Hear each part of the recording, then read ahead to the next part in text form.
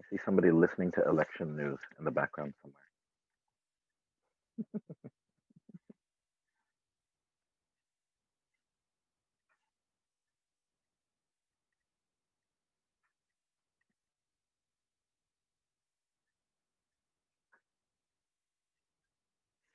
Right, still not able to share. Oh, there we go.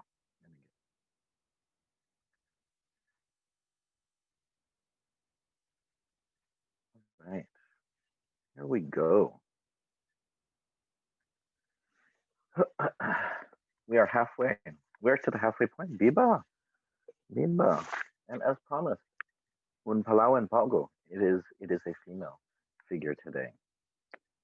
So today we are talking about Agueda Iglesias Johnston.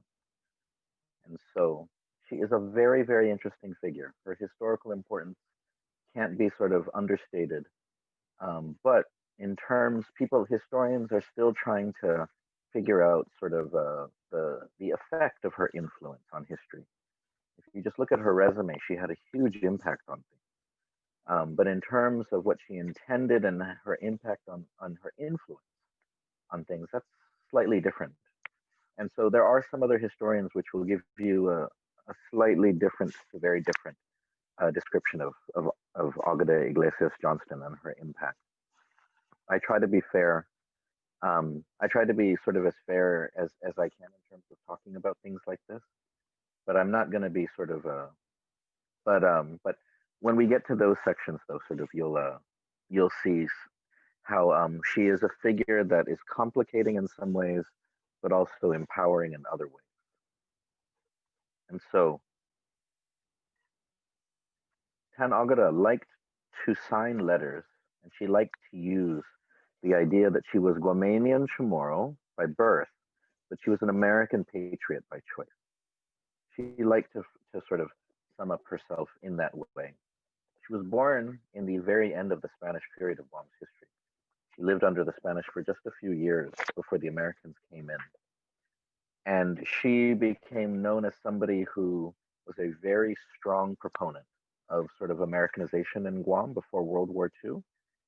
And but she was also a critic of the United States, sort of at key moments as well.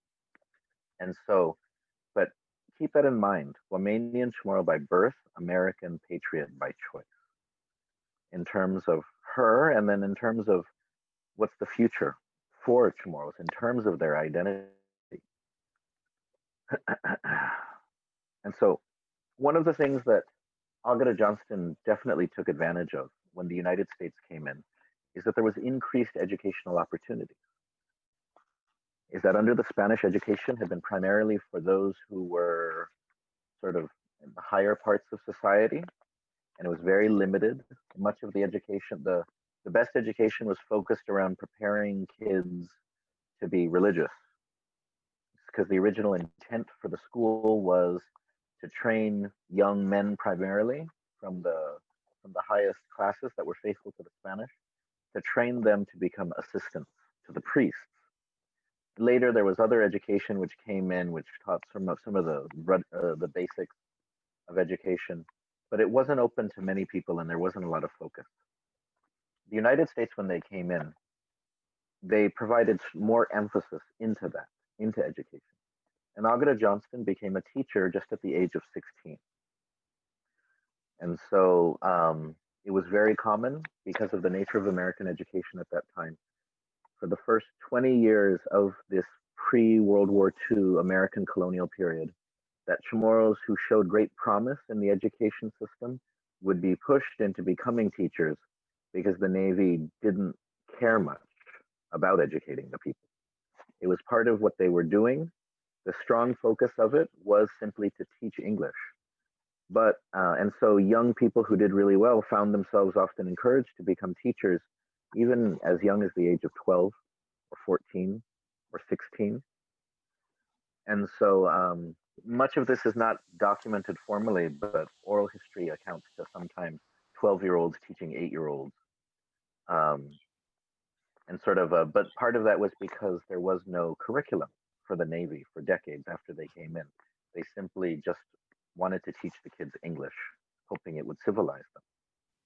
And so this is a list of teachers in the village of Agana. And there was more because the island's population was focused in Hagåtña.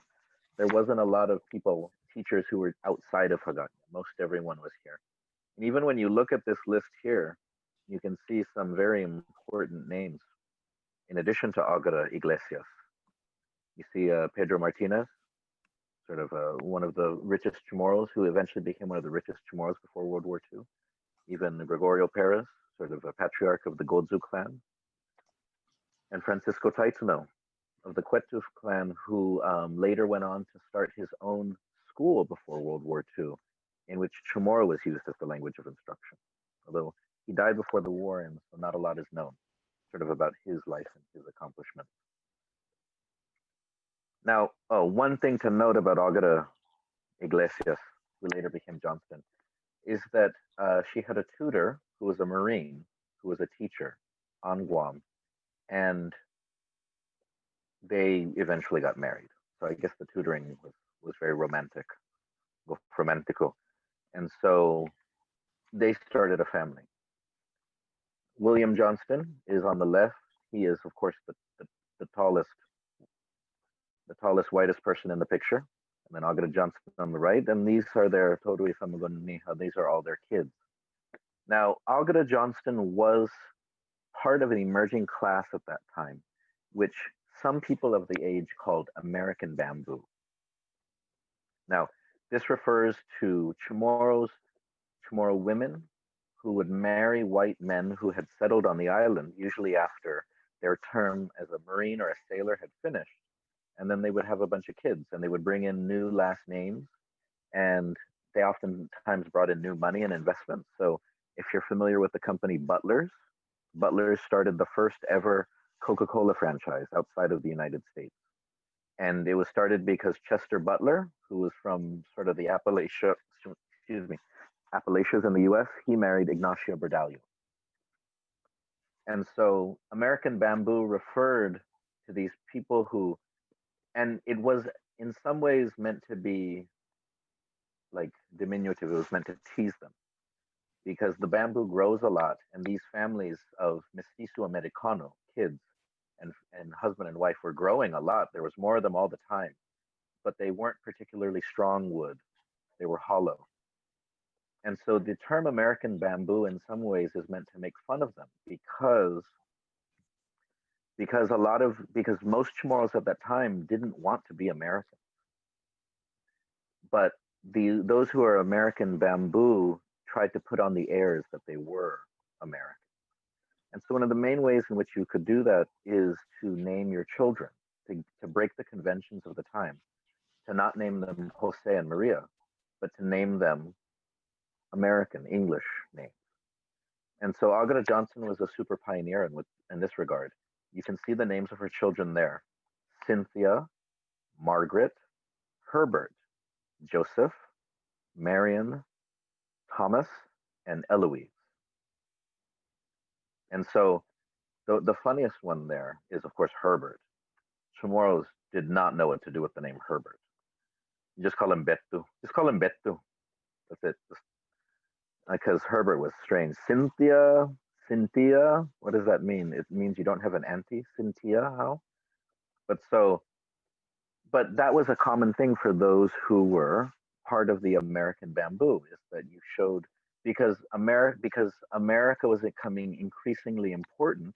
And so it would have been similar to how Chamorros in the past would have tried to give their children super Spanish names to make them seem higher class. So Agueda Johnston was definitely part of it.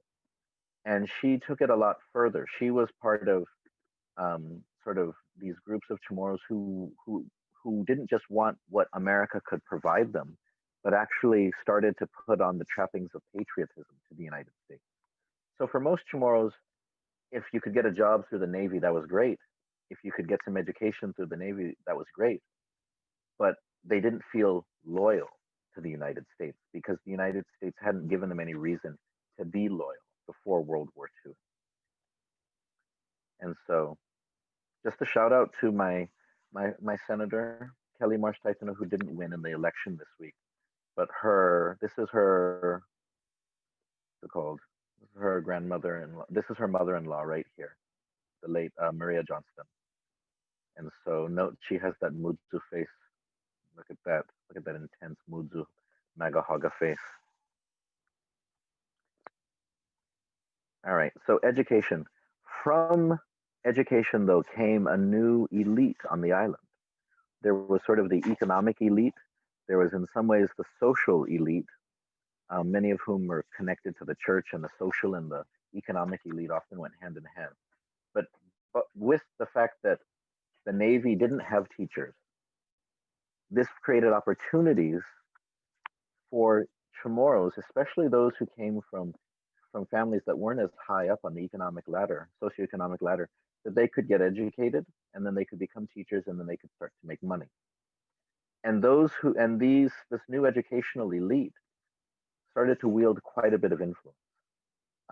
And of course, because their sort of social influence came from the fact that they were sort of the ambassadors of the new Americanization, this dramatically increased feelings of Americanness on the island.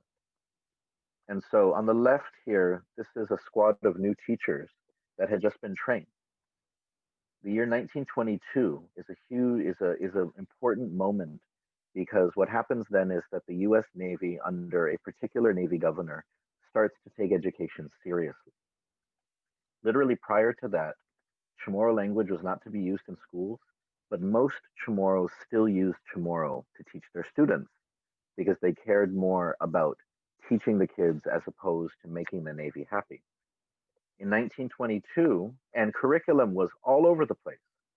In the first 10 years, we don't know a lot about what the curriculum was actually like, but from oral history, we know that actually the first 10 years education on Guam was ridiculously substandard, with often with no supplies, no curriculum, and simply a lot of the teachers just being told to teach students English. So just go in there and just teach them English words every day. Very, very poor. In 22, everything shifts. The Navy governor brings in somebody from the States to create an educational system for Guam. And this helps lead to sort of an even further rise of Agueda Johnston, because she becomes a principal at that time. She has her connections through her husband, who is sort of one of the main people, one of the big socialites on the island for his connections, because he's a white American. He's been there for a while. He's familiar with the customs and the culture. And so she begins to gain even more status, becoming the principal of a grammar school, and later the principal of the first junior high school, and in the 30s, the principal of the first high school. And so on the right here, this is the class of 1940 from George Washington High School.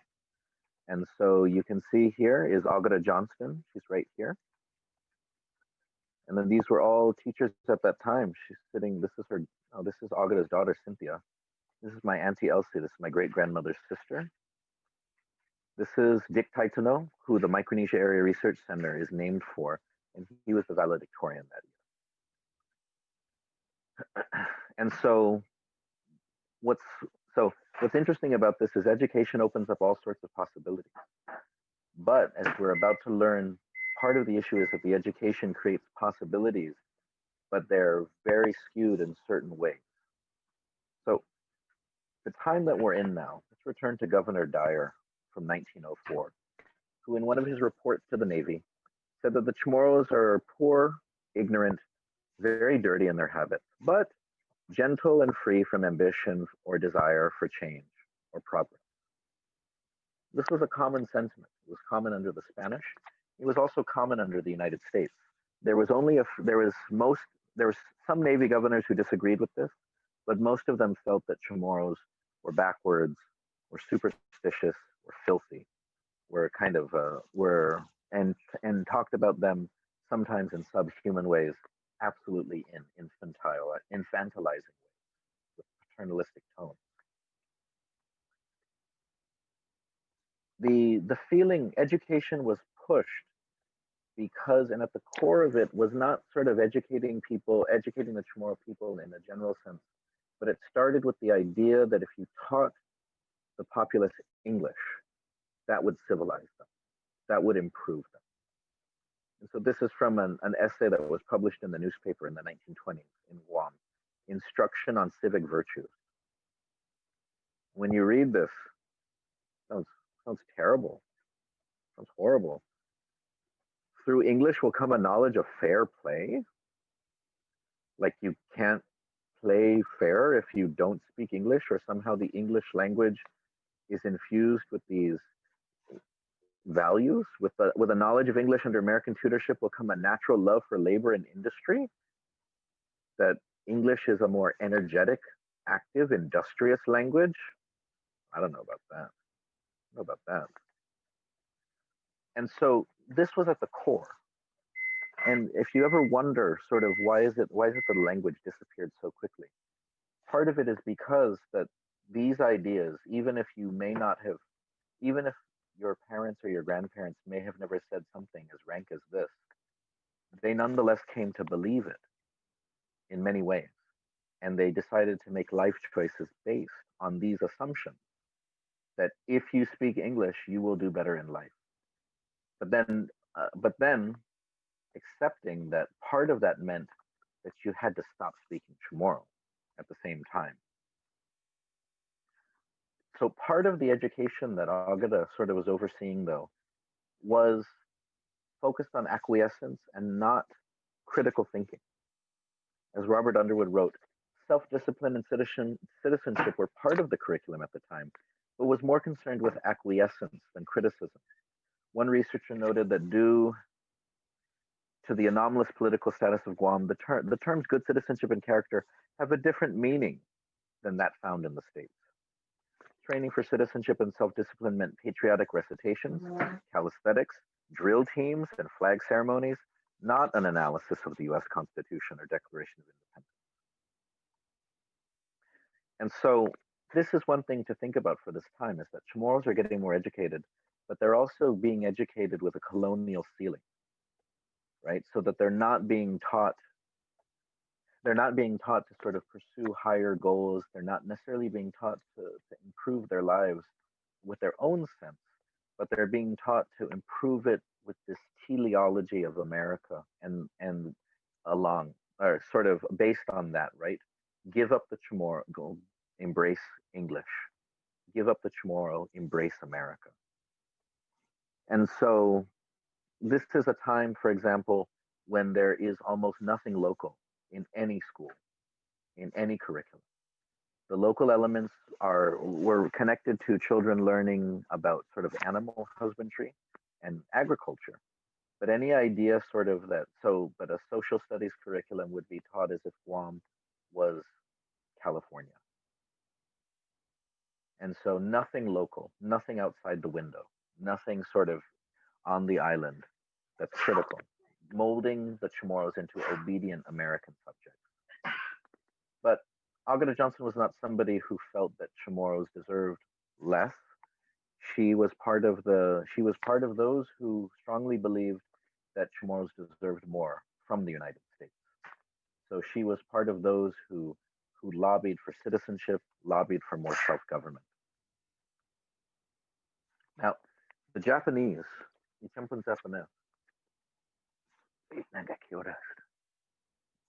I'm trying to look at the time. Okay, woohoo, good on time. All right, so the Japanese occupation leads to a lot of tragedy for a lot of people, but for Agueda Johnston, it hits her family particularly.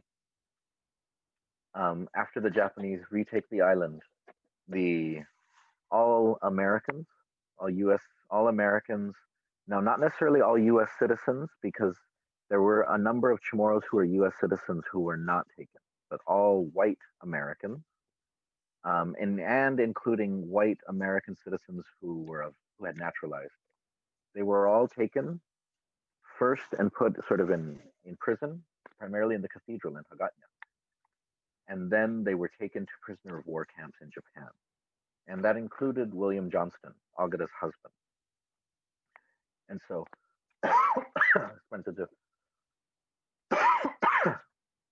and so he died in the prisoner of war camp. And the Japanese sent a telegram to Agueda from the American Red Cross, from the Red Cross, indicating how he had died, what he had died of. And interestingly enough, it was written in Japanese, and then they had it translated into Chamorro for her.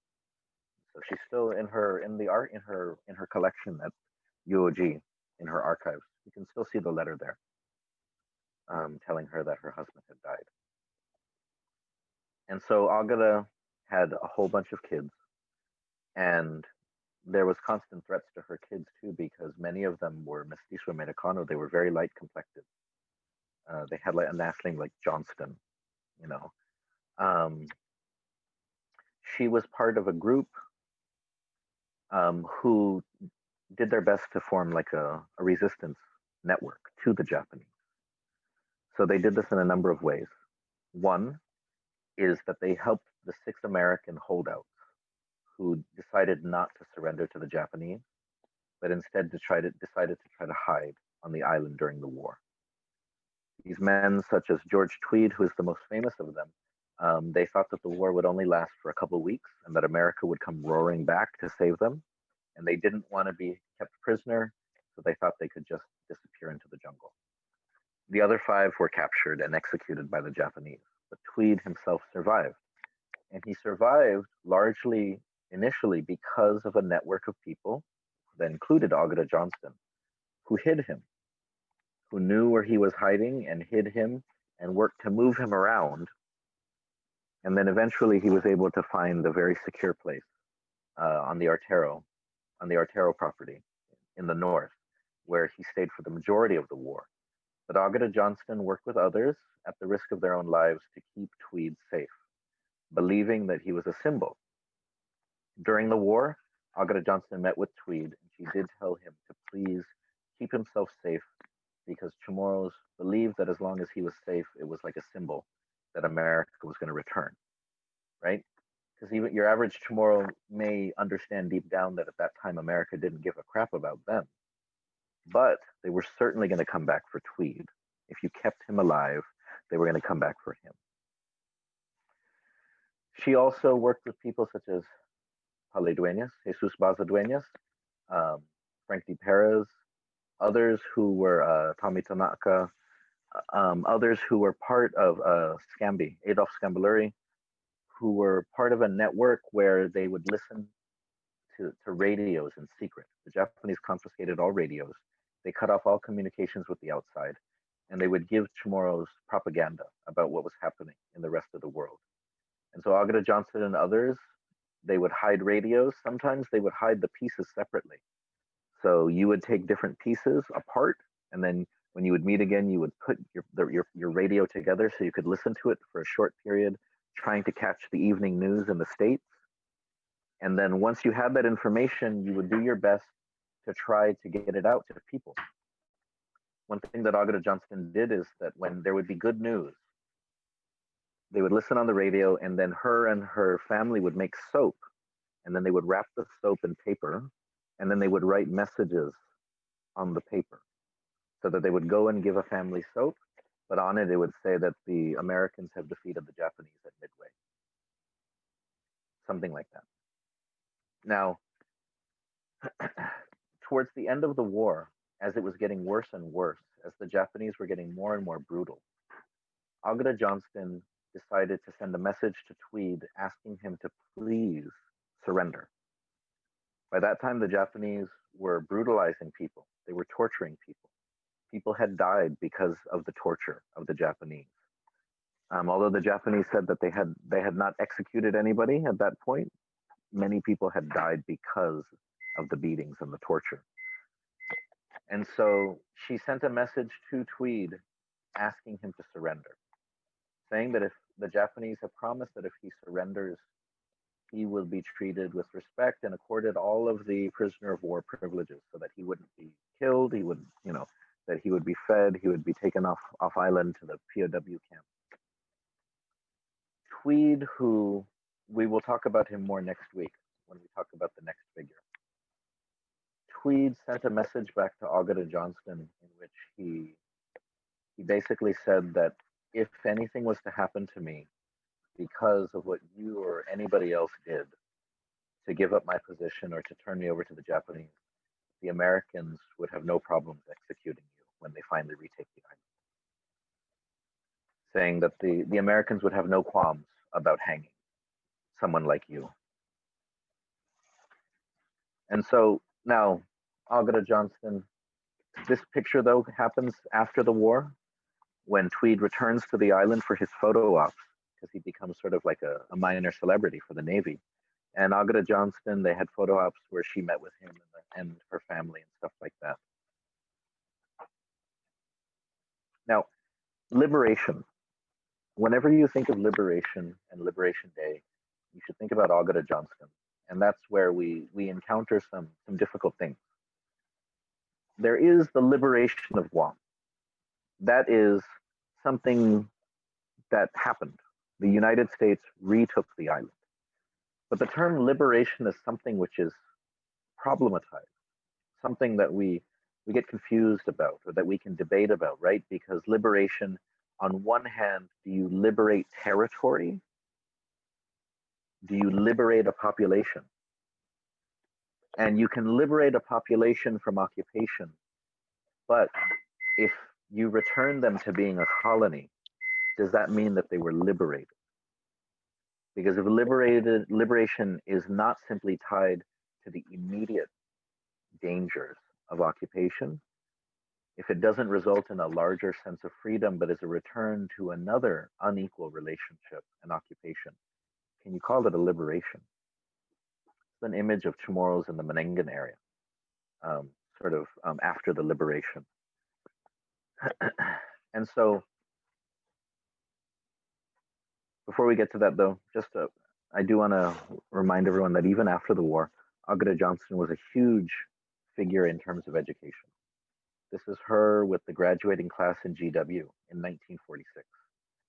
And so this was a bunch of kids who went through sort of rapid education. If you think that things are bad now with remote education, these were kids that had to go through 3 years of school in like a year because they had to try to catch up because, Japanese school had been very uneven at best during the war. And it wasn't and not everyone got to go to it. And so they had to try to have everyone test out, get a bunch of credits, go through all these grades. But Agueda Johnston and other teachers they were able to push a lot of kids through it. Oh, and I forgot to point her out earlier. This is Lágrimas Antalan, Lágrimas LG Antalan. Her sisters and her were sort of like the smartest women of their age, a lot of people said. Her sister Remedios, for example, wrote the first sort of Guam history book written by a Chamorro. Now, today we may look at it and it's not particularly critical in a lot of ways, but she led other teachers producing texts right at this time because they didn't have anything to teach the history of Guam, but they felt like they should teach the kids the history of Guam. And so Lágrimas her husband got a school named after him. I feel like Lágrimas should get the school named after him instead. She's the one that translated Standy Guamanians or Standy Chamorros into Chamorro and sort of made it Fanogi Chamorro.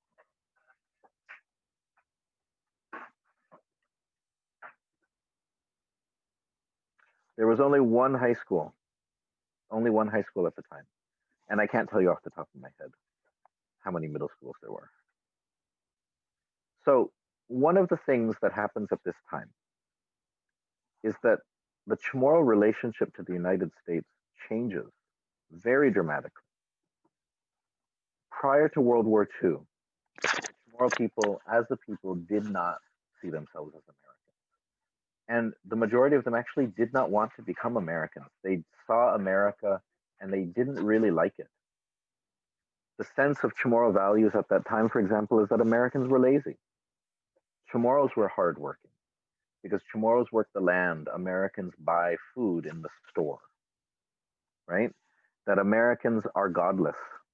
That Chamorros are strong in their faith. Americans don't take their faith as seriously. So there was interesting sort of dynamics about Chamorro identity. There was absolutely American influences, but very few people were like Agueda Johnston who really felt patriotism to the United States. For a lot of Chamorros, it was much more practical. We can get stuff from the United States, and that's good. This is nice. But what happens after the war, and historians say different things about it, is that there's definitely a push to sort of represent the Chamorro people as being deeply patriotic, in fact, enthusiastically and super patriotic towards the United States. Now, in some ways, that feeling was real because of the liberation and because of the end of Japanese occupation. But did it mean then that Chamorros weren't going to be critical of the United States? Not necessarily. But in 1944, one of the first examples we see of this new growing Chamorro patriotism to the United States comes in this letter, written, and it's signed by F.B. Leon Guerrero, who we might talk about later, and Vicente P. Camacho, who was a judge before the war, and Pedro Martinez, who we mentioned earlier, Pedro's ice plant, had a car dealership before the war, a construction company before the war, Agueda Johnston, and that's Jose Manabusan, who was a judge before the war too, and has like 3 or 4 generations of judges in his family, because is it his grandson or his great grandson is the federal judge that just retired, Ken Manabusan, and then finally Jose Roberto, who worked for the U.S. Navy for many years.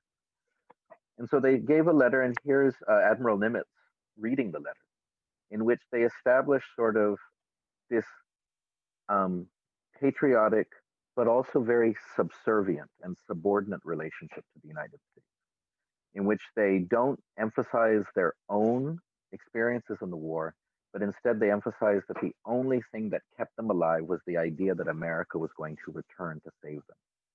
They're grateful, and they're eternally grateful for America. And this is just one letter. But what happens is that this letter, through a lot of many different things, becomes a blueprint for the Chamorro relationship to the United States, in which gratitude becomes a chain, sort of connecting two Chamorros to the US in a silent way, in a quieted way, where you're just supposed to wave the flag. And so we see this in liberation. Now, this is one of the really tragic things when we look at history and think about how it could have been different. The first Liberation Day, Agueda Johnston asked the US Navy if they could have a ceremony, a public commemoration in 1945 to commemorate the end of the Japanese occupation in Guam. And, they could call it Liberation Day. And so they got permission to do it. But the Navy didn't really like what they did. And so they did have sort of like a cake and stuff, and they had certain things. But what they did is they had a procession for Santa Maria Camelin, and they said Mass. And so instead of doing a parade, like what the Admiral was expecting, they had a luau, a procession, like you have for your Catholic saints. And they carried Santa Maria Camelin around, and they prayed for those that had been lost. And there was no patriotic celebration of the United States. One of the things that Chamorro strongly believed during the war was not this abiding, loving faith in America, but this strong belief that God would send America to save them, that the Americans would be an instrument of God, and as we'll likely talk about Father Dueñas next class, Father Dueñas, even though he used very pro-America rhetoric during the war, he was also very careful that Chamorro should not replace God with America, that God is different than America, and that you do not pray to Uncle Sam, you pray to God, and God will use Uncle Sam to save us.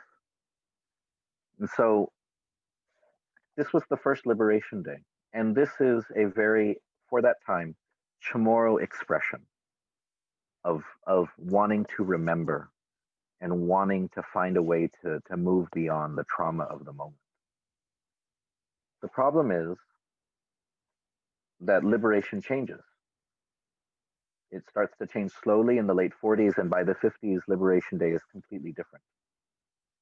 And some historians argue that Agueda Johnston wanted it to be one way, but the truth of the matter is that in some ways, the shifts in Liberation Day were because of the rhetoric that her and others were putting out in terms of this loyalty and this devotion to America. It was only natural that then Liberation Day would shift. And so within a few years, Liberation Day becomes almost completely about the US military, in which Chamorros don't emphasize their own feelings, but instead talk about how amazing the US military is. And the parade becomes a military parade with some floats from businesses and other civic groups mixed in. But the thing that is most prominent is the American military.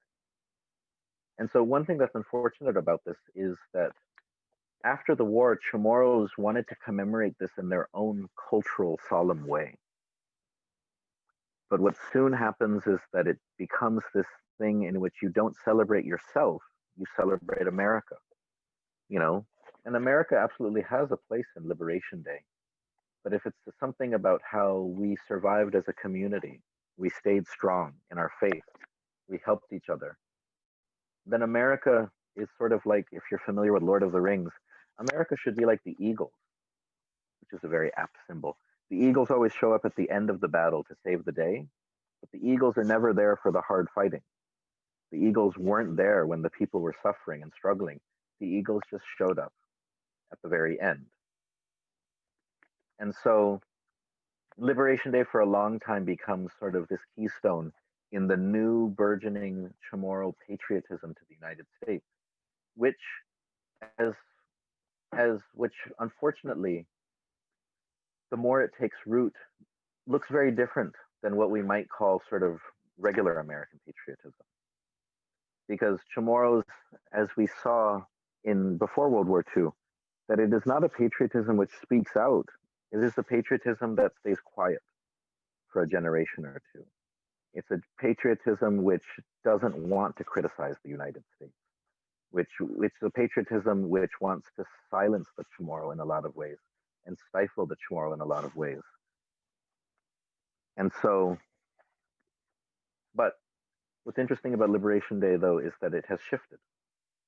And it has shifted to a strange place now where you still have the military prominently in the parades, but it's actually a small fraction. The military portion is a tiny fraction of the parades now.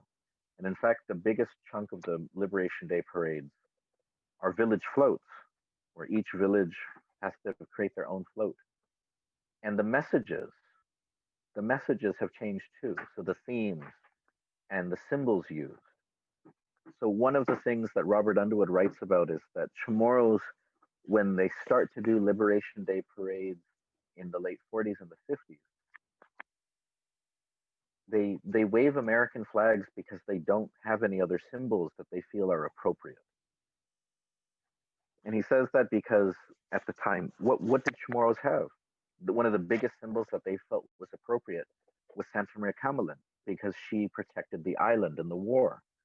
But soon this American military celebration takes over, and they don't feel that they have symbols to share because things are different. Nowadays, we feel a lot of great pride in the Guam flag. At that point, the Guam flag was not as prominent in use. Nowadays, we feel that things such as the lati, the sakman, even a carabao, that these are strong symbols of Chamorro culture. They were not strong symbols of Chamorro culture at that time. And so if you had gone around giving people signs that said lati strong, people would have taken you to an exorcist or taken you to a surahana to get the tautomona out of you. Because no one would have said something like, "We are lati strong, carabao tough. We are the people of the Stockman." No, you didn't say anything like that. And so the Chamorro gets lost for a while in this. And we can see then why for a few generations after World War II, Chamorros make a lot of choices to decrease the amount of Chamorro, whatever it is in their lives. They move away from sort of Chamorro land. They sell Chamorro land. They move away from the Chamorro language. They move away from Chamorro values. And so, but if Liberation Day and how it's changed is any indication, we can see that there is a move to return to a lot of those things today. And even Agueda Johnston herself sort of participated in that return.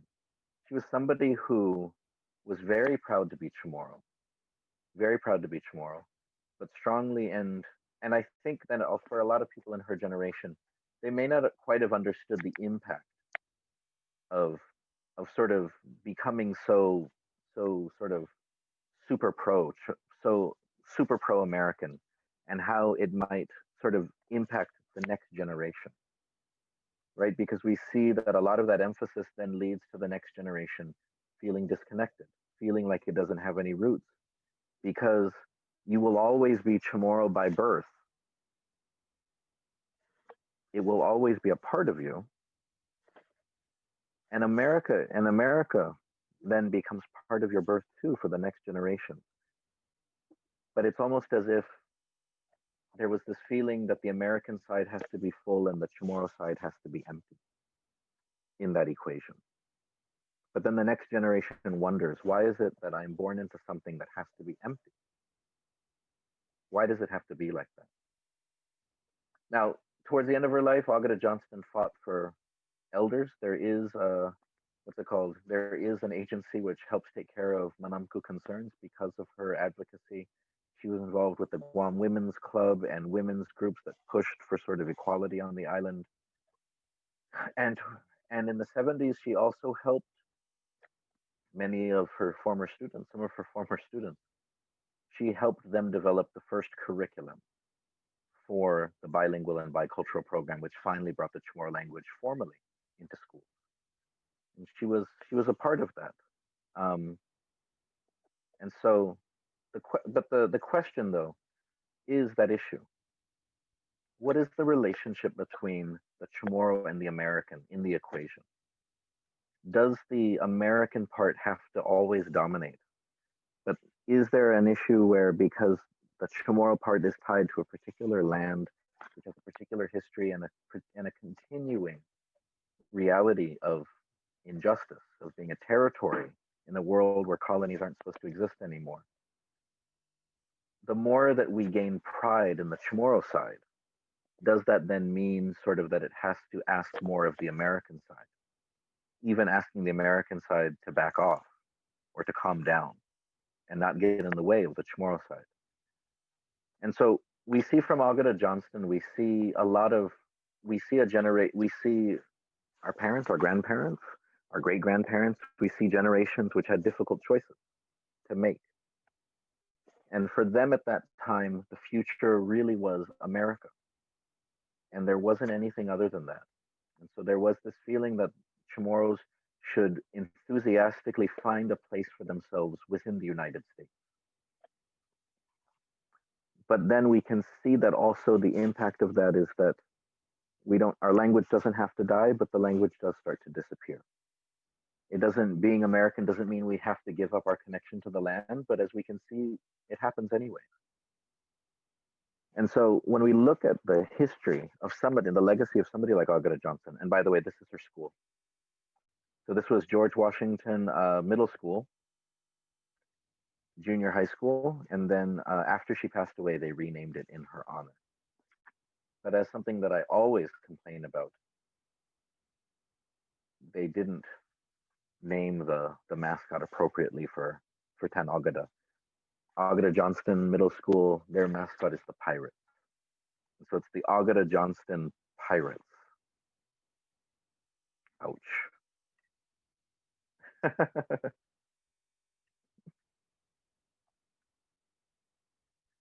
And so, but yeah, so it would be interesting to think back on what many of Agueda Johnston and her generation.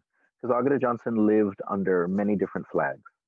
She was one of those people who lived under the Spanish flag, the American flag, the Japanese flag, and then the American flag again. And so it'd be interesting to see that. But so we can see that she helped improve this island. She helped educate. She helped bring education into Chamorro culture as being a positive thing, right? But then we also do have to sort of learn. Now, what's interesting though is that Agueda Johnston wasn't a quiet person. She was very critical. After the war, as she was promoting American patriotism, she was also promoting the idea that Guam deserved more than what America was giving it at that time. She's quoted in national media basically saying, calling out some of the abuses that the Navy was doing at that time. And so I think that Agueda Johnston offers a very interesting, complicated portrait of somebody who was working very hard to sort of improve the lives of her people. But then we also do have to take stock then of how those choices impact, because I don't think that they really thought that it.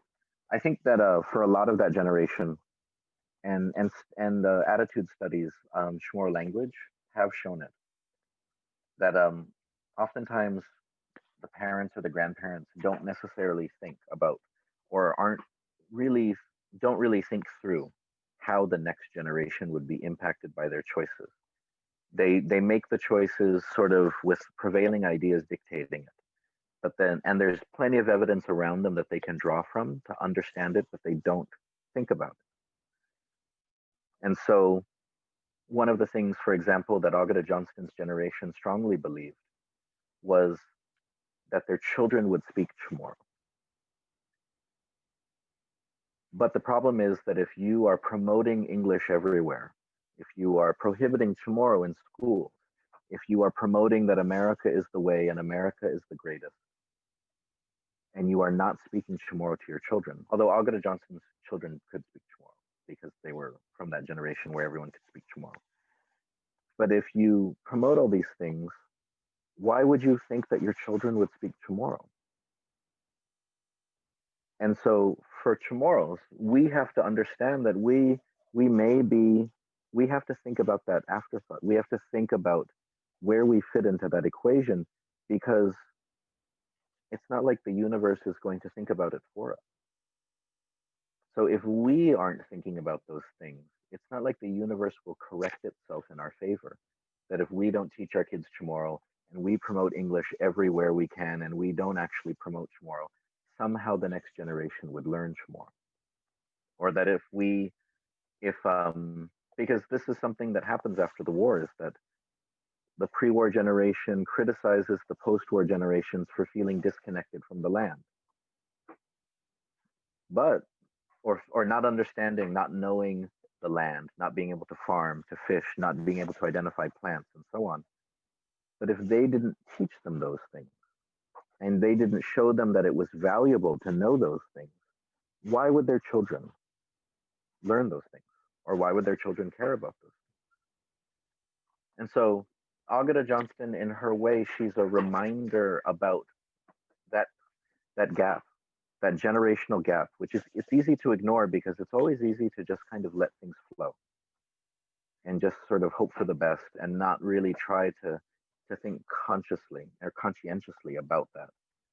But I think that at this point we do have to, because when we're talking about the direction of the Chamorro people, for example, it's very possible that within some of your lifetimes, no one will be able to speak Chamorro anymore. It's very possible. It's very possible within your lifetime that there will no longer be Chamorro language classes in the schools on Guam. It is very possible that there will be no Chamorro land trust. It is very possible Chamorros are. It's funny because in Agueda Johnston's generation, they could never imagine that Chamorros would ever be a minority on Guam, but it happened. It didn't happen within her lifetime, but it happened within the lifetime of her children, where in the lifetimes of her children, suddenly Chamorros were the minority on Guam, the largest ethnic group, but a minority nonetheless. the largest group, but still um, less than 40% of the island. And so remembering these things, thinking about these things. Agueda Johnston, that we can have the best intentions, but you also have to be very intentional with those intentions. And especially, and this is something that all indigenous people, that we have to understand and realize, is that if we are not intentional, then we will likely just flow with whatever is around us, whatever's around us. Anyways, sidus masi, woohoo! Finished. Okay, this is weird. I was going to go on forever. All right, Kogwafanaisan. Does anybody have any questions? Well, again, unmute. You can unmute yourself, or you can type it into the chat. And I don't know the electoral college vote count right now, but you can find that on anywhere. Did the military have schools for their own children like they do now in Guam? That they had them then? Yeah. Oh, yes. And so before World War II, education was segregated, and Guam was segregated. So in the time that Agueda Johnston grew up in, there were white bars, and then there were local bars. There was the white day at the movie theater, in which only Americans, white people, were allowed to go to the movie theater. There were white playgrounds, and there was the American school, which was only for white Americans. And so it's funny because some Chamorros who went on to become big leaders on the island would love to go and try to listen to at the white playgrounds to hear the white children speak and try to copy how they spoke English. And so there's two different people who went on to become elected leaders in Guam who talked about doing that when they were young. And it makes sense because they grew up in a very Chamorro island, but so much was pointing at them, in particular through education, that America is much better than anything you are. And so you need to be them. And so now after the war, there was no, after the war, the schools were integrated, of course. But the federal government received an exemption where they could create their own school system because they said that Guam's school system is so terrible. And so the school systems on Guam are segregated again, with the military having their own schools.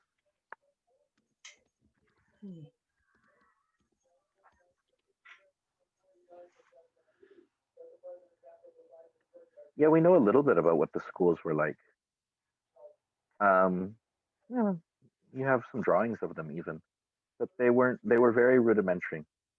And in fact, some Spanish governors argued that they shouldn't even bother to educate the Chamorro people. It was a waste of money.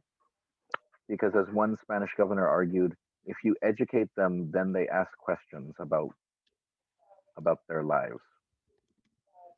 And so if you educate them, then they'll start to wonder how come. So one thing that would happen is if you were educated and like you left the island in the Spanish period and you went to Manila, you would wonder, why is it that, how come in the Philippines, Filipinos have businesses? How come Chamorros aren't allowed to have businesses? And part of that was because the Spanish governors had firm economic control over the island, and some of them wouldn't allow anyone else to have businesses so that they could control the money on the island. But yeah, they were fairly religious. Yeah, there was men's schools. There was a school for boys and a school for girls. And actually, when the U.S. first started their educational system on Guam, it was segregated by sex. So one sex went to school in the morning and the other went to school in the afternoon. And so Chamorros became U.S. citizens before World War II by naturalizing in the U.S. And so, for example, the second to the last person to hide George Tweed when he was hiding on Guam, his name was Juan Pangilinan from the Mali family. and he joined the U.S. Navy. He went out to the States. He was stationed in the East Coast, and he was out there long enough that he naturalized as a U.S. citizen. And there was laws, of course, that did not allow certain ethnic groups to become U.S. citizens, but Chamorros were often able to slip through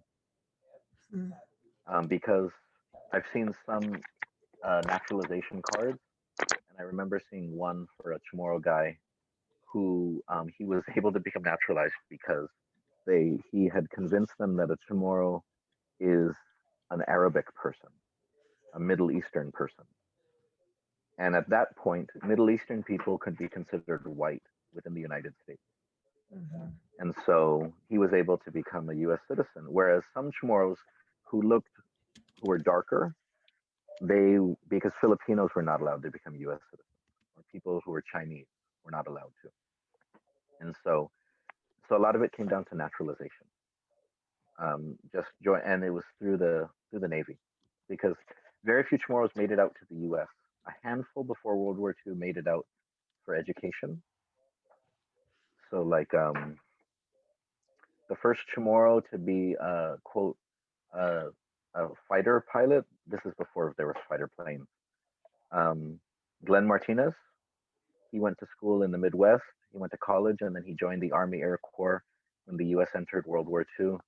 Pedro Martinez went to school on the East Coast. He learned accounting, and then he brought the knowledge. He came back, the knowledge back to Guam and started businesses for his family. DJ Berdalio went to school in San Francisco, Heald College. Who else? Very few women. A few women did go to the States. Very few women, but even Jose Rios, Jose Rios, who the middle school where both my kids go to school is named after. He went to school in Oklahoma. He did not finish though. So a lot of Chamorros didn't finish their education, and two of the reasons were the Mahalang was real rough because you were so far away from everything you knew for so long. And another reason is just because they couldn't handle the winters, and a lot of them just wanted to go home because the winters were really hard on them, being away from family. And very few of them would ever acknowledge it, and their families won't acknowledge it. But part of it was also racism. Oh, yeah. But a lot of them would not necessarily say it because you don't want to talk bad about the United States, right? For the longest time, Chamorros swallowed a lot of their experiences of discrimination because they didn't want to make America look bad. And then only then in the late 60s, but more the 70s, did Chamorros finally realize that if you see a black person being treated badly by a white person, you shouldn't feel good that he's not mistreating you. But that's what a lot of Chamorros in the times before felt. So like Chamorros who were in the Navy at that time, they would see blacks being treated really badly, and they wouldn't understand that actually they were also prevented from being anything other than cooks and servants, just like black African Americans were at the time. But instead, they would embrace their position by seeing that at least I'm not as bad as the blacks. Sometimes engaging in racism against African Americans to basically try to secure a position in the racial hierarchy. But what happens finally in the Vietnam War is that Chamorros open their consciousness up to then feel in solidarity with those groups. So that's why, like, they felt solidarity before, absolutely, but it becomes much more active and critical, right? In Vietnam, because then what happens is you have some Chamorros who are more conservative who don't, but you have stories of Chamorros who love hanging out who love learning about the Black Panthers in the States, who love learning about the Brown Berets in the States. And it makes them feel excited too, because it makes them think about their own island and their own situation. But anyways, what was I talking about? Yeah, U.S. citizens. Yeah, anyways, that was a lot of information, not connected to the question, but men's schools. And many sent their children to the Philippines for further education, right? Some did. During the Spanish period, of some families were able to send their children to the Philippines for education, absolutely. And during the Americans, there was not as many that went to the Philippines for education. I can think of a few that did off the top of my head, but you did send them there to become priests. So the first generation of priests after Palay Palomo, the first generation of priests under the U.S. all go to the Philippines, like Palay Dueñas, Palay Scott, Oscar Lujan Calvo, and then the one that dies, Manabusan Ada, the one that dies in the Philippines. They were sent to seminary in the Philippines. But so to give you a sense of this time, and this is and even about Agueda Johnston. So one thing that's very interesting is that Agueda Johnston wrote an essay in the 1920s when the Philippines, when the sort of the parliamentary body in the Philippines was talking about Guam, and that Guam is part of their traditional land base, because under the Spanish, Guam was a part of the Viceroy of Asia under the Philippines. So the Viceroy is in the PI, and Guam is under their command. And so there's discussion then that if the Philippines was to become independent, they should seek Guam, that Guam should be returned to them, or Guam should be part of their independent country. And what's fascinating is that for most Chamorros at that time, the Philippines was like what we think of as Los Angeles or New York. Manila was the metropolis. So all of the rich families would go to the Philippines to shop, and that the Philippines was an exciting place. Now, Chamorros may have felt there was some animosity from the Spanish between Chamorros and Filipinos, but for the most part, they saw eye to eye as being connected to each other. But what Agueda Johnston does is that she writes an essay which appears in the newspaper on Guam at that time, in which she slams Filipinos. And she says, like, absolutely not. And that's where we see the new feeling of Chamorro exceptionalism in relation to racial others. Is that Agueda Johnston argues that because Chamorros love America and are close to America, they're better than Filipinos, which is what then Chamorros argue about the same thing for other islanders in Micronesia. Because we are closer to America, we're better than you, because we're more modern than you, because we speak better English than you. So that was one of the things there, is that for a lot of the traditional elite, the Philippines was a place that was above them. And it wasn't terrible, like they maybe even should emulate the Philippines in some ways. But as Agueda Johnston, as the new American bamboo, her feeling was, no, we are better than the Philippines because we are an American colony and we're happy that way. And America, we love America, and America will make us better. And so that's part of the sort of the complicated nature of that identity, is that rather than seeing the connection to the Philippines, Agueda Johnston instead saw them as being lesser, and that clinging to whiteness, basically, that was their path. And so, as I said, Agueda Johnston is very complicated, very, very interesting. But these are the choices that people make when sort of the colonial shroud is real impenetrable. When the colonizer marks out the beginning and the end with them. You began when I found you, and your direction is following my example. Your future is in my footprints. And the shroud, the deeper, the darker, the more impenetrable the shroud, the less choices sort of a colonized person has, or they feel they have. Because in truth, Chamorros of her generation were already making good choices, because they were keeping their language alive. Even as they were actually punishing Chamorro children, Agueda Johnston punished Chamorro children for speaking their own language, and she trained other teachers to do the same. But but their children all spoke Chamorro. But then we see the impact of that then on the next generation, is that the generation that was punished for speaking Chamorro dramatically teaches their children the language at a much lower, at a much insanely lower percentage pass on the language. And then we can see that for the next generation, they pass it on even less, even if they want to pass it on, because there's an increased desire in learning the language. They can't. They no longer have the tools to pass it on anymore because they weren't actually taught it. They just absorbed it. They absorbed parts of it. And so when talking about this time, a lot of these people were pioneers who were embracing practical, sustainable choices that would have improved Guam. But one of the things that I'm always critical of is that you should avoid patriotism, especially if you're in a colony.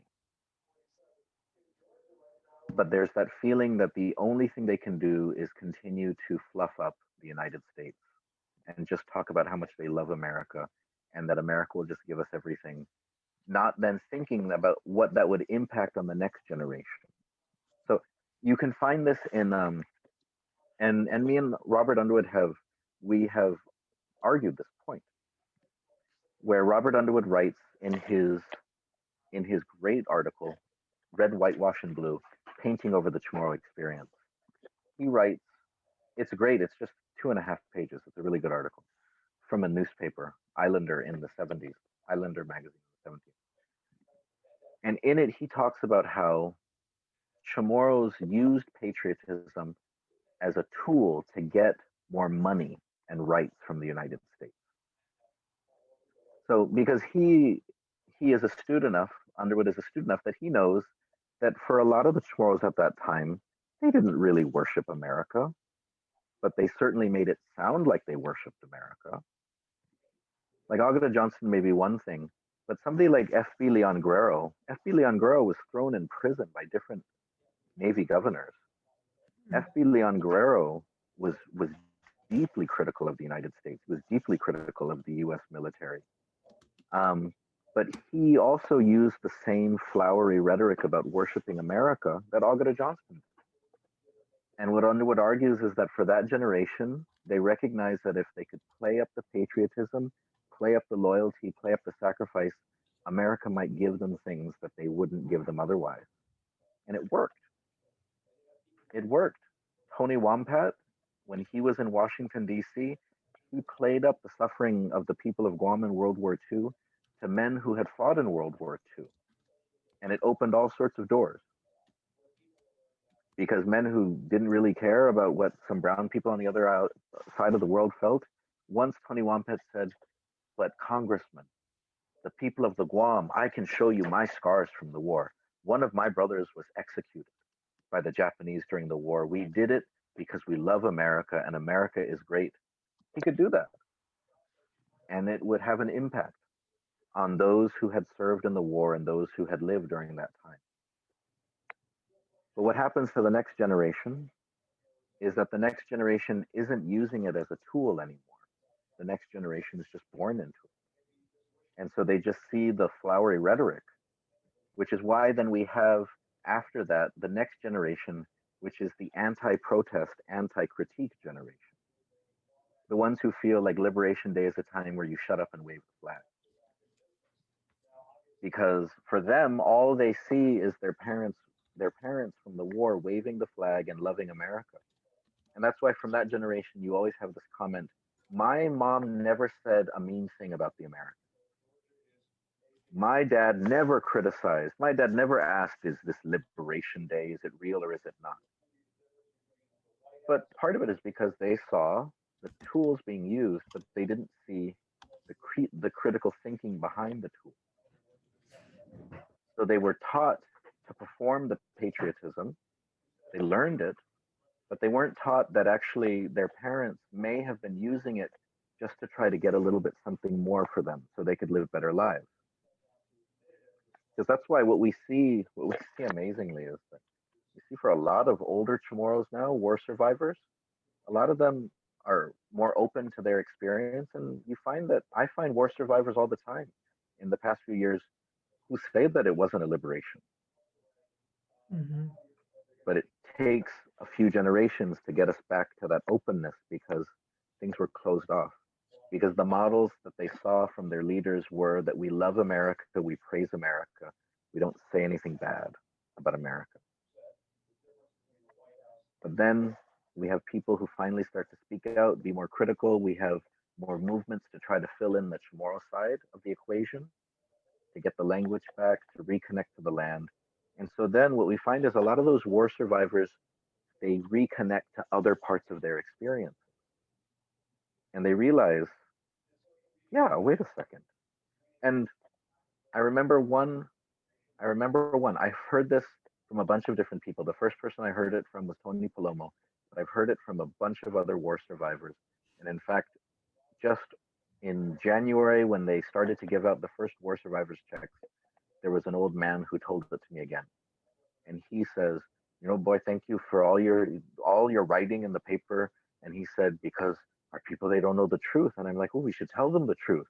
And he's like, yeah, I was there. I was a boy when the Americans came, and you know, I don't think we were liberated. And I'm like, why? What makes you say that? Please tell me more. And he's like, because I was so happy when I saw the American troops when they found us. When they found us, I was so happy, and they gave us things. And I was like, yeah, yes, yes. What did they give you? And he said, they gave us chocolate bars. They gave us a can of spam and stuff like that. And then I'm like, and they gave us cigarettes.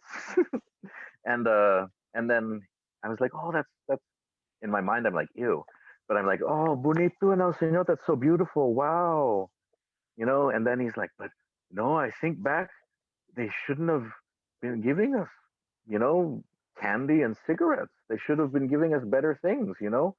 And then he thinks, and he's like, actually, he's like, thinking back, he's like, I bet they didn't even know that we existed. So they just gave us whatever was in their pocket.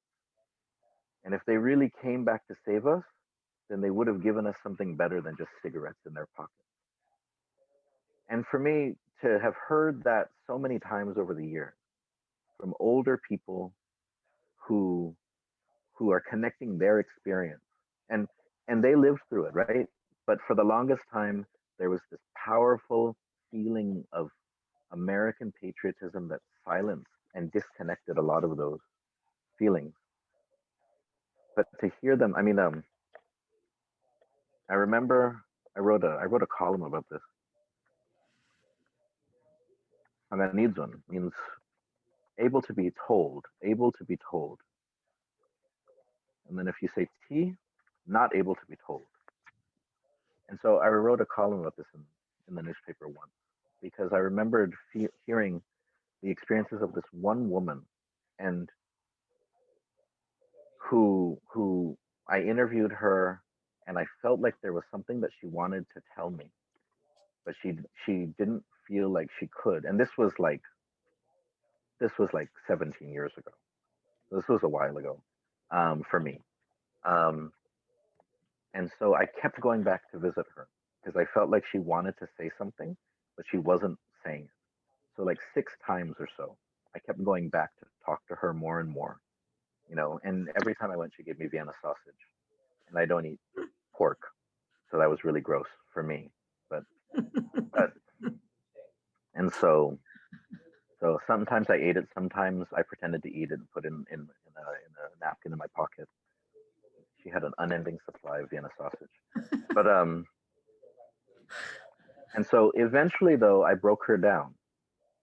And eventually she finally told me what was on the edge of her war story, because your average person has a war story that they've practiced and that they've told if they're comfortable. Some people don't talk about them at all, and they'll just give you footnotes. But if they've told a war story before, they have their version, but there's always, and you can feel it if you pay attention, there's always things on the edge of it that they don't include.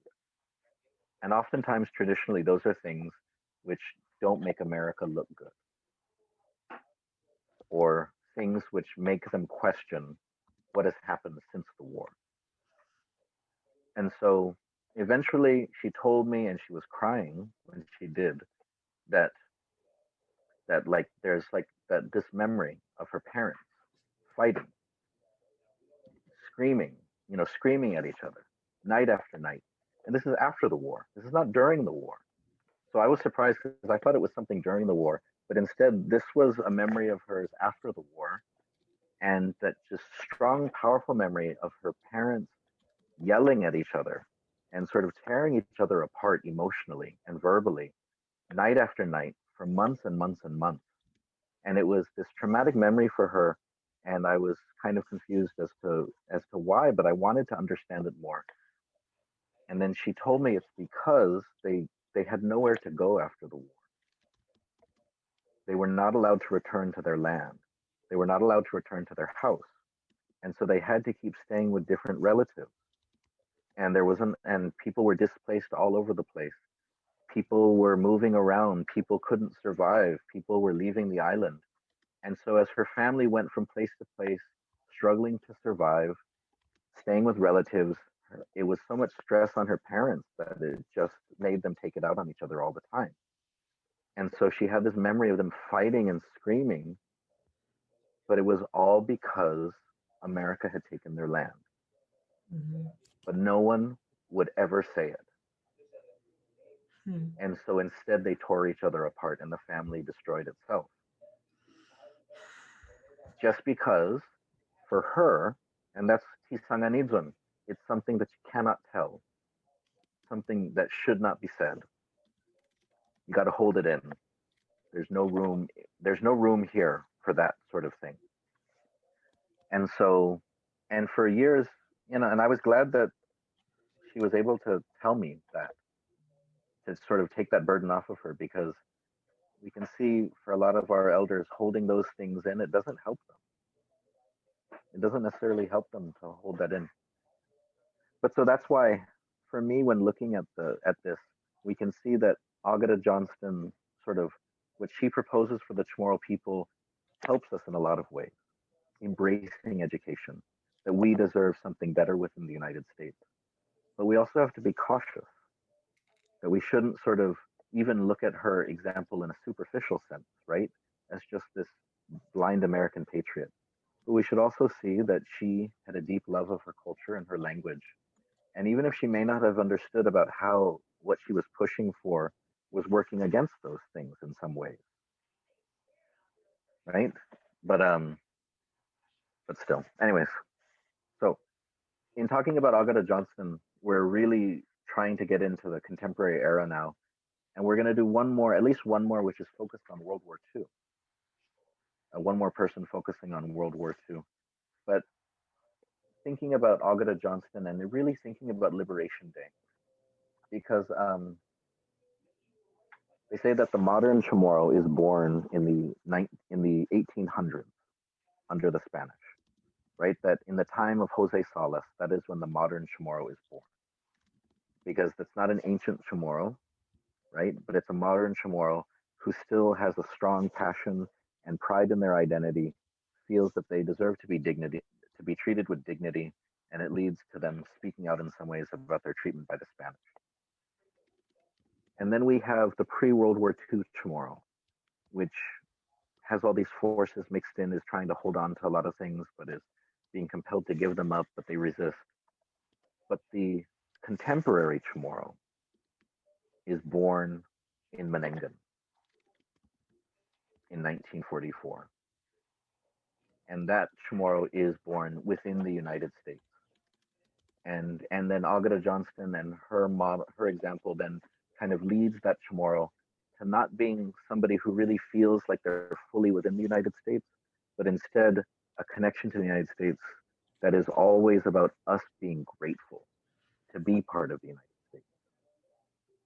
And you'll note that that's different, right? If you are really part of something, you don't have to constantly be grateful to be part of it. You can take it for granted sometimes.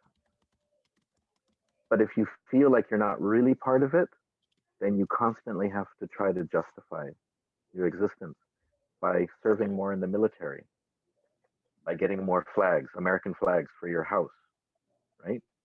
By quieting other parts of yourself. in order to prove that. And so we can see that things have shifted, but we still struggle with that identity of being born within the United States in the war, but in a subordinate sense within the United States. All right. Whew. Okay. Sorry, you guys got me on a roll. Miguel, I have questions. Yeah. So if I'm hearing you correctly, part of what you're saying is that there was a narrative, right, that was created by Tan Agueda, right, which enabled access to resources after World War II from the Americans. And this narrative that tended to elevate gratitude, right, had consequences, right? Is that what you're saying? That sounds right. She didn't necessarily create it, but I would argue that she was definitely one of the few people that embraced it before the war. She was definitely an early adopter of it, but then she became a huge part of it and a symbol of it after the war. Absolutely. Okay, so there's that piece, which I understand. But then there's another piece that I've been thinking about since this is my second class with you and I'm enjoying it. And there's this common theme that I'm trying to figure out as not a contemporary Chamorro, but a Chamorro feminist scholar, right? And growing up in the 60s, basically, and forward in the diaspora. And it seems to me that there's this piece that has to do with our indigenous Chamorro value of mamalo, right? And anafamelec, that is in some ways in tension with, advocating for ourselves unapologetically, right? So there's this part of us that, we're generous people. I always say that I always get dragged into fights that I'm not looking for, but I won't run from, right? But my disposition is someone who would rather just laugh and enjoy life, but then it pops up again. I'm not looking for it. I'm minding my own business. And then I run smack into, for example, an incident at the university I'm working at where they have completely appropriated the oceanic term of wayfinding to then secure an $89,000 grant when I'm the only Pacific Islander there I know full well. And then when I asked, where did you get this? Congratulations on the grant. Where did you get this idea from about wayfinding? I'm just curious. And it turns out they first invoke landscape design and kiosks in malls. So not even people, right? Mm-hmm. And then very reluctantly talk about Moana. And so I'm very content to stay in my classroom and enjoy my students and challenge my students and help them. But it's like, oh, pardon my language to any Nyora, shit, here we go again. Because I'm the only Pacific Islander here. They know I'm here. And I have to go address this. But even in my case, after fighting and in some ways being very American, being Americanized in the process of you've got to speak up, because if you don't speak up, someone's going to speak for you. So it's not in my temperament. And I think in a lot of ways, being raised to respect your elders, right? All of that is in tension with, it's just not polite, right? So I guess what I'm saying is, or I'm asking, proposing to you is, how do we sort of also acknowledge the elements of our own culture where it's not about someone being better, but that there's a way in which there are some built-in contradictions when you've been taught to, again, you're part of a whole, right? You're part of a whole. You want to make it good for everyone. But at the same time, especially, in a culture that does have more power than you, where you're just simply one of the few or the only constantly in almost every institution, then there's this sense of, oh my gosh, I would much rather, be at home eating red rice with the family and kissing the, doing the manyingit and, You know, so I guess what I'm saying is bringing it back to this larger narrative that I hear, or that, you know, the argument that seems to have gone between the two classes. I'm just trying to get, I'm not push back, but I'm trying to ask you about, you know, where are the intersections where Chamorros, again, not that we ask or invite abuse in any way, right? But rather that there are elements of who we are. My dad used to say once, he said that someone who knew a lot of Chamorros said, if you make a friend with a Chamorro, you have a friend for life. But if you make a Chamorro angry, then there's going to be consequences for a long time too, kind of like a grudge or something. But it's still, there's that, I guess I'm trying to sort of not push back, but ask you to talk about that more in subsequent classes, those tensions, because I hear you talking about the narrative and the consequences that followed from Tan Agueda's language of being grateful and being patriotic. But I also think that there are elements that are part of our actual culture that is not about passivity, but that can be taken advantage of, because we do focus on generosity. And No, it's not it's about definitely individual, you know, pushing forth an individual gain. So I guess I just keep thinking about that as you're talking. I'm just giving that back to I you. think no, I think yeah, it's if I'm understanding sort of what you're saying,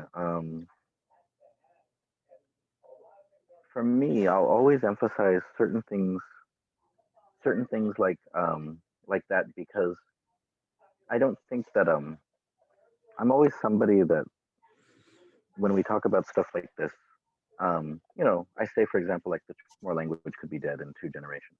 Chamorro language doesn't have to die in 2 generations. We have to think about what it would take.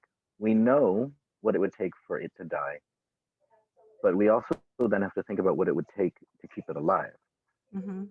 And so then part of that though is that Chamorros, because we have this, and I've talked about it before in contrast to other ethnicities who have a better defined sort of national identity where they come from, right? Or a firmer sense of their identity.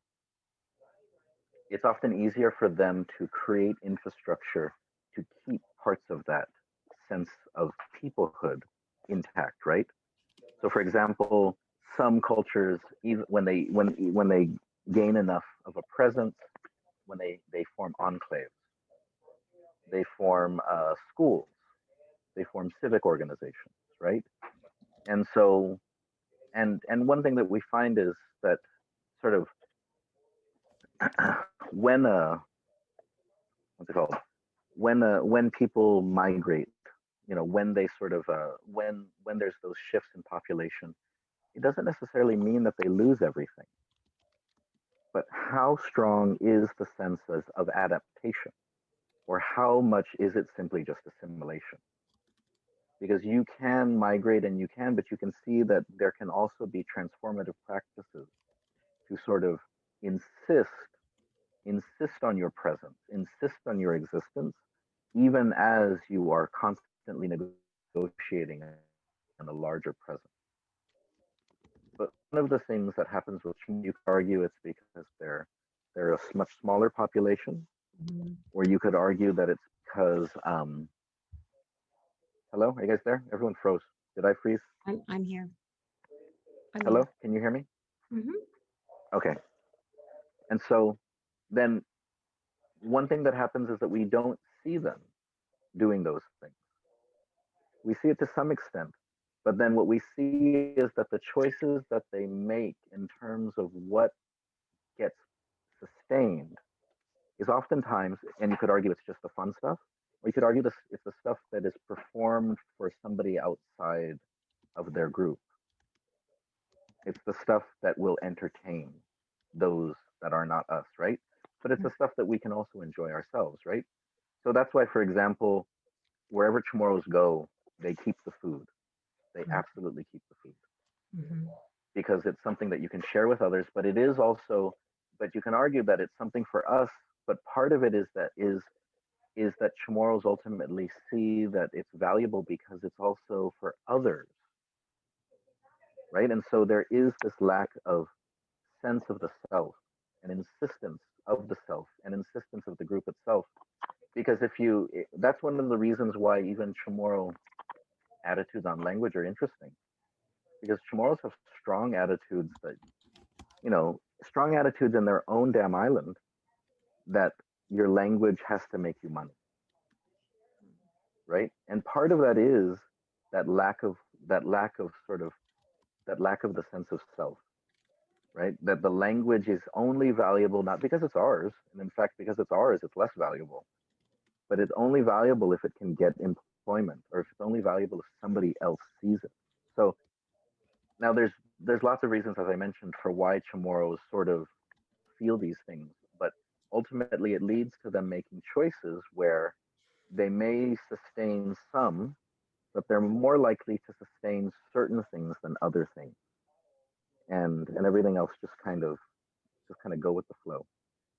But one thing that's nice though is that we've seen that the next generation, especially in the diaspora, but also on Guam, the next generation may reject that, may respond to the generation before, and that they may try to fill in the gaps. They may try to find the roots that their parents felt weren't important for them.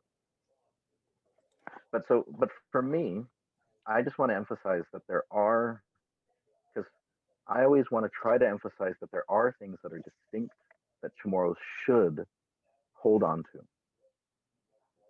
And those things may not make you money, but they are the more important things.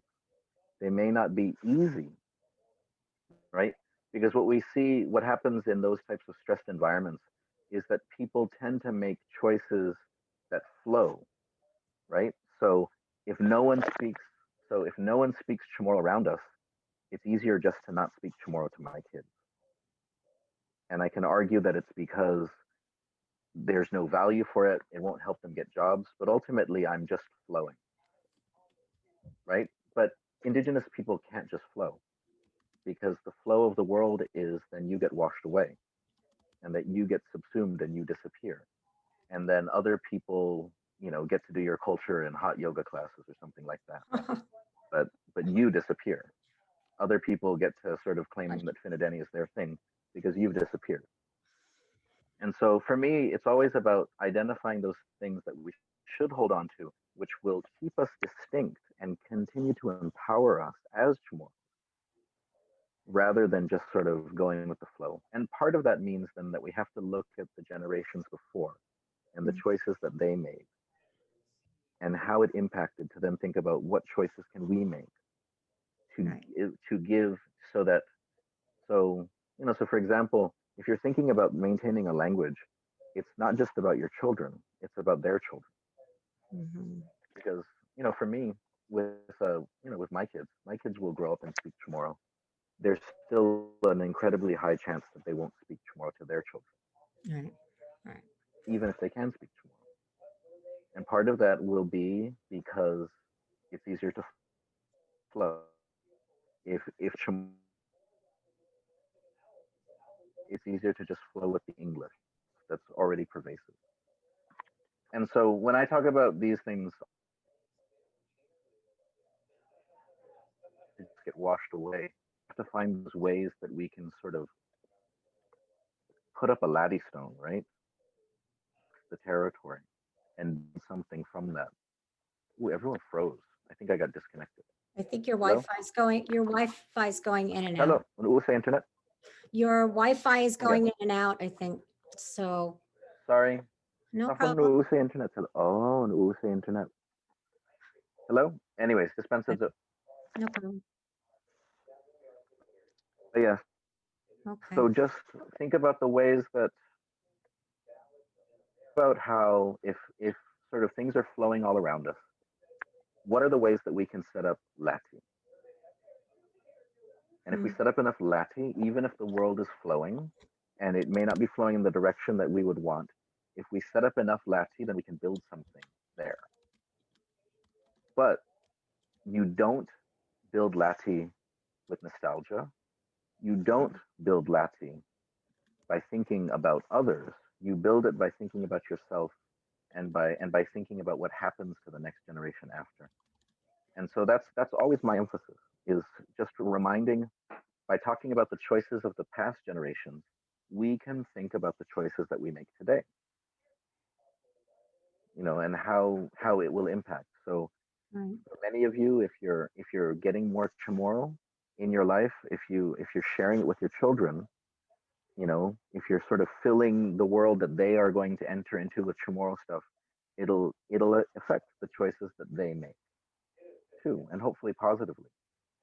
And if more of us do that, it'll impact sort of the whole people, hopefully positively. It'll impact the island. So when I talk about things, that's often where I'm coming from. Yeah. No, it's really interesting following the logic. And I think also, our training is different. As a sociologist, I think more in terms of structures and power in a very different way. So one of the things I always think about, I can't remember the author, but it was talking about American exceptionalism and labor. So the question was, and the response from the scholar was, the question is not why labor was so weak, but rather why capital was so strong. And so for me, there's a little bit of that. It's not so much why was, there not enough resources, or why wasn't there a different way to sustain Chamorro language or culture, to emphasize that sort of head-on clashes around, for example, I know that my grandfather, who had a quote unquote good job, he was a plumber for the government. But I also know that what was passed down to me is that he was also paid less than a white man for the same work on his island, which to me just drives me even more, is even that much more upsetting. So then that becomes also a historical question in terms of legislation. At what point was that outlawed? Or with the military, for example. I don't know if there's anyone working on I hope there's a graduate student out there working on the history of Chamorros in the military. But for me, one of the key points to bear is how things changed, so that in 1950, the armed forces were desegregated, which meant that my father was able to become part of a rating, meaning that he became a radio man chief, which is the forerunner of Intel, right? Because he graded in by merit only, based on his ability. But just a few years before that, it wouldn't have mattered. He wouldn't even been able to take those tests because he wasn't white, right? So I'm looking at, I'm always concerned with who has more power, where are the openings, but I see what you're saying and I'm following the logic of the argument. I think it's really important. So very valuable work. Anyhow, so can I just ask about I just logistics? always want to, about which one? Just logistics. So just to clarify, so next week we start at 8 o'clock. Or what time do we start in Guam? And then I'll figure it out what time I'm supposed to be here in Cleveland to be at the class. If we can start at 11, then that would be 11 o'clock your time. My 11 o'clock. Okay. All right. I'll keep that in mind. All right. Thank you. Suzus Mase. It's But nice I seeing think everyone. somebody has, oh no, Hagomas. I have to leave. Hagomas. All right. Good night, everyone. Nice seeing you. Adios. Adios. Adios. Senor, so next week you said you're gonna start at 11? If it's possible. I know, Okay. I think there was somebody here who said that they couldn't make it at that time. But I'll talk to Travis and we'll make sure change that it. the update goes out to make sure that all the time zones here are updated. That's not a problem. Okay. All right, Malik, and let me know if there's a number of people that can't make it. I can try to change my schedule around. But if we can keep it at 11 a.m., that would be awesome. Okay. All right. I'll let you know if anything changes. Adios. Adios.